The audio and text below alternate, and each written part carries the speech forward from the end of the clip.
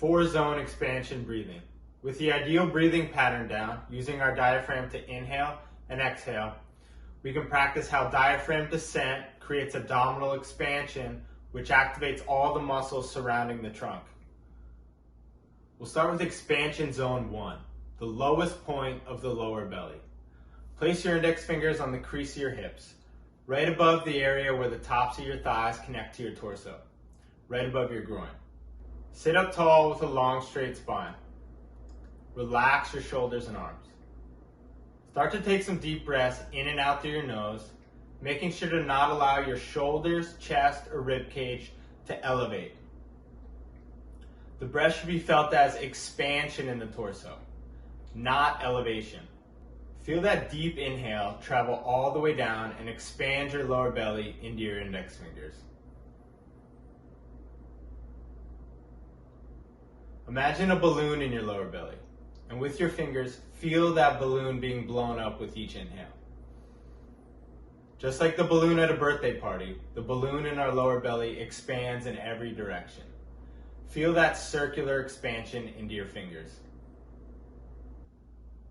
Use your fingers to explore the areas of the lower belly, especially to the sides and down low, making sure that with each inhale, you can get even expansion in all areas.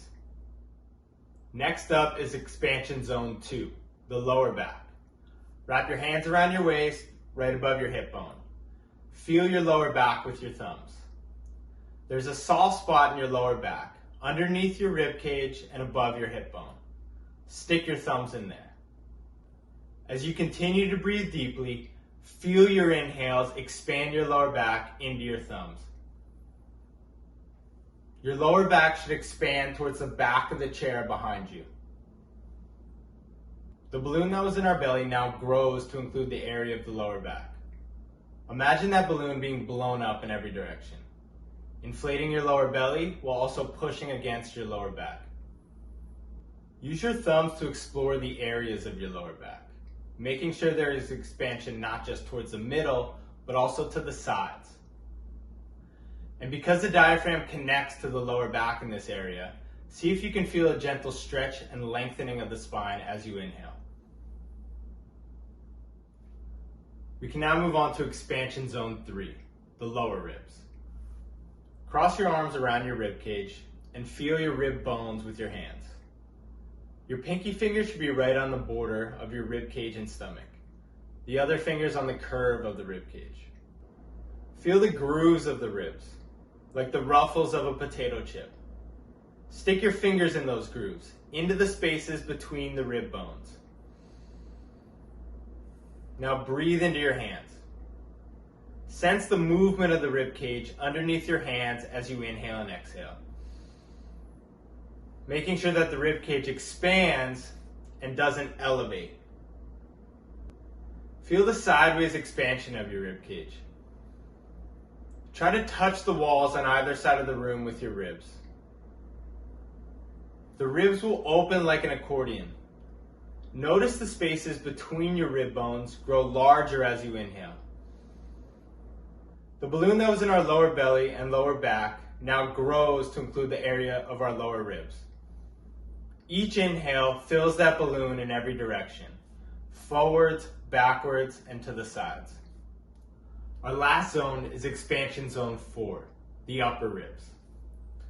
Slide your hands up your ribs to just beneath your armpits. Place your thumbs on your chest with your other fingers in between the spaces of the upper ribs. Making sure to keep your shoulders away from your ears, breathe into your hands.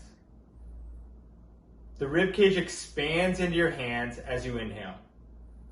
Sense the sideways expansion of the rib cage, just as we did before. With your thumbs, feel your chest expand forward towards the wall in front of you without any movement towards the ceiling. Expand, don't elevate.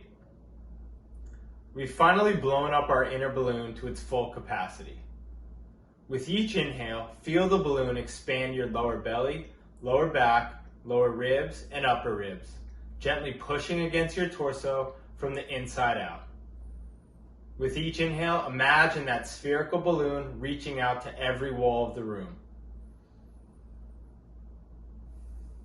The ability to use the diaphragm to create abdominal expansion is critical for core stabilization. This sequence activates the abdominal muscles in the correct way so that they can not only stabilize the spine and prevent injury, but also allow us to produce movement that maximizes strength, power, speed, and endurance.